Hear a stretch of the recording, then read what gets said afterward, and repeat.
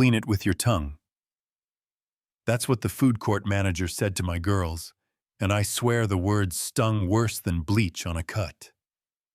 The orange soda was spreading across the Bayview Plaza tiles like a bad rumor. Phones were up, mouths were shut. And my twins, Lena and Joy, stood there in their little hand-me-down dresses, trying to be brave, while a woman named Nora Briggs pointed at the floor like it was a lesson, and they were the punishment. I dropped to my knees before they did, hands up, voice shaking. But still mine. Please, I'll clean it, dock my hours, fire me if you need to, but you are not making my children do that. And Nora smiled that thin smile people wear when they like the feeling of power. You don't make the rules here, Tasha. I do get down both of you now. Then a man's voice cut through all of it, steady as a gavel. Stop. He walked out from the corridor by the Italian place, tall navy suit tie, a little loose like he belonged to the building even off duty, and people looked at him the way folks look at a storm rolling in, whether they admit it or not. What's happening? He asked, not loud. Just final, and when Nora started her speech about safety and policy, he didn't blink. No, you're bullying children in my building. He held up a wallet like a badge. Rowan Hale, I own Bayview Plaza, and you could feel the air flip. The bystanders found their spines. Nora lost her script and he still didn't raise his voice. You're done here, security will walk you out. We'll mail your final check. Then he knelt, in that suit on that sticky tile, and looked my daughters in the eyes. No one is putting their mouth on this floor. You did nothing wrong. He handed Joy a clean handkerchief, like he carried soft things for emergencies, helped them stand, then turned back to me. I thanked him, but he wasn't finished seeing us. He noticed the starburst of freckles on Lena's right shoulder, same as Joy's. A little 6-point light. We've always called their tiny son, and his hand went to his own shoulder, same spot, like a memory he kept hidden under a shirt. He didn't say anything, but something in his face shifted. Recognition, fear, hope all at once. And he asked if we could sit for 10 minutes, promised I wouldn't lose pay. I said yes, because for the first time all day I believed a promise might come without a trick in the fine print. We sat at a sticky table facing a broken carousel. He asked the girls their names, laughed at Joy's dolphin drawing, like he hadn't forgotten how to laugh, then looked at me like he was trying to place a song he used to love. I'm Rowan, he said. I know, I said, and tried not to sound impressed. He apologized for what happened, said it was on him to protect people inside his walls, offered me a facilities coordinator position at his office. Daytime hours, real benefits. Pay that sounded like 2 months of rent every 4 weeks. And I wanted to say yes, and I wanted to run, because folks like me learn quick that miracles come with strings. Why me? I asked, and he said, because you've been doing this work from the ground. For years, you know what people actually need, and because nobody should have to beg for dignity at work, not here, not anywhere. Then he slid me a card and $500 for groceries.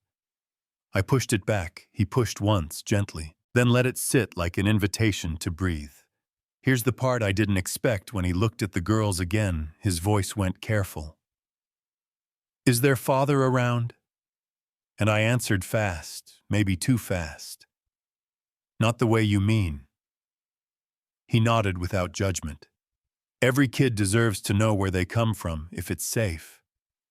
And then he was gone, and the mall was the same in every way except the one that mattered. For the first time in a long time, I wasn't alone in it. That night, the ceiling of our little apartment felt closer than usual. The fridge hummed like it always does, and a memory I don't pull out much walked back in 8 years earlier, at the Shoreline Hotel, me refilling water, him with his sleeves rolled up and that extra light in his eyes, cheap tacos in a parking lot at 1 a.m., a number on a napkin. A call answered by a polished voice that told me men like him do not take calls from women like me. Yeah, that happened. So I stopped calling and life kept moving. Diapers, double shifts, the kind of tired that lives in your bones. And still, when I held Rowan's card that night, I dialed. His assistant, funny enough, another Patricia, the kind with kindness in her voice, set a meeting.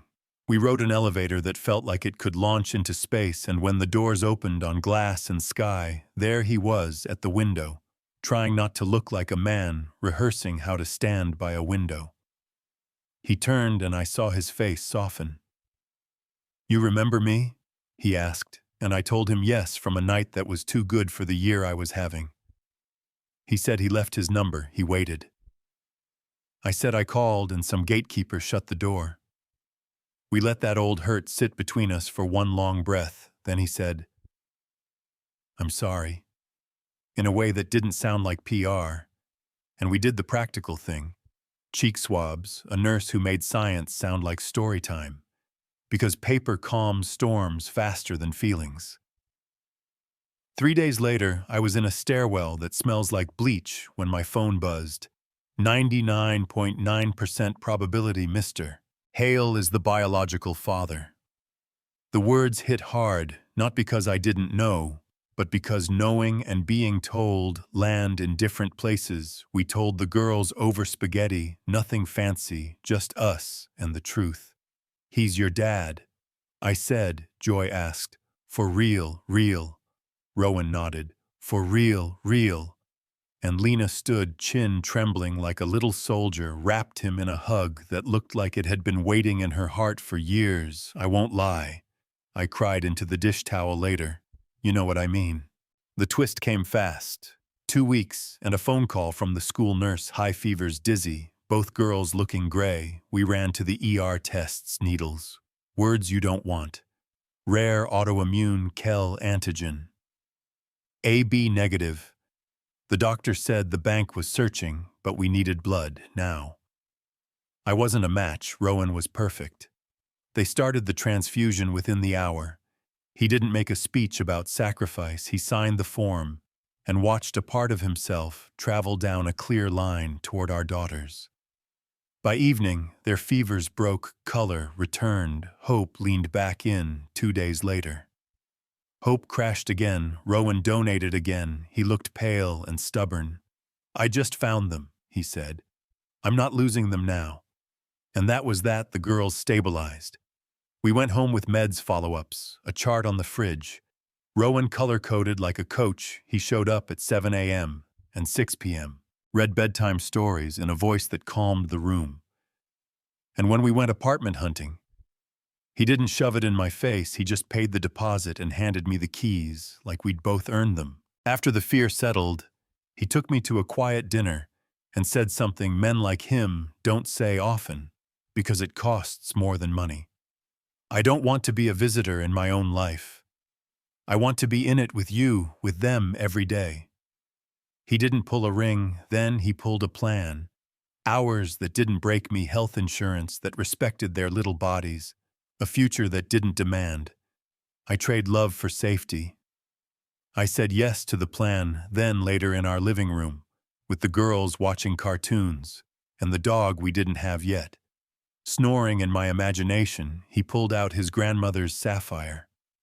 Asked the girls first if it was okay. They approved, like they were signing a field trip slip. And at the ceremony, he knelt again. Yeah, the suit, the whole thing. Gave Lena and Joy small gold bracelets and promises that sounded like a father building a house you can live in. "I will show up on boring days and bad days, tell you the truth, protect you, learn from you, love you without making you earn it." The girls read their promises back, honest and funny, and if there was a dry eye in that chapel, I didn't see it. Life didn't roll credits after the cake. It kept asking if we meant what we said. So I took the job at Hale Properties, built a dignity program so nobody in our buildings would have to beg for basic respect again. Clear policies, a 24/7 hotline, real training, real consequences. We posted the number in every break room and bathroom, and right above the time clock, people called. We listened. We fixed what we could, and fired what we couldn't, and yeah. I thought about Nora. Months later, she emailed. We met in a coffee shop. She apologized without dressing it up, said something hungry and mean had lived in her and she'd fed it power. I told her I can't forgive her for everyone she ever hurt, only for the two. She tried to break in front of me. We didn't hug. We paid for our coffees and walked back into a world that keeps handing people choices. So that's the story, a floor, a voice that said, stop, a little starburst, birthmark, that turned out to be a map, a hospital room where biology turned into love, in real time a family. We kept choosing every day, here's where I hand it to you. Because these stories live longer when we talk about them. When you see someone use power to humiliate, do you step in or look away? Should a boss fire on the spot like Rowan did? Or does everyone deserve a second chance first? And what about the bystanders with the phones up? Are they part of the harm or just scared like the rest of us? Tell me what you think. Tell me when you spoke up or when you wish you had. Drop your take in the comments. Hit subscribe if stories about ordinary people pushing back and winning mean something to you. And if you've ever been told to clean up a mess, you didn't make, this one's for you. I see you. We see you now. Let's hear you.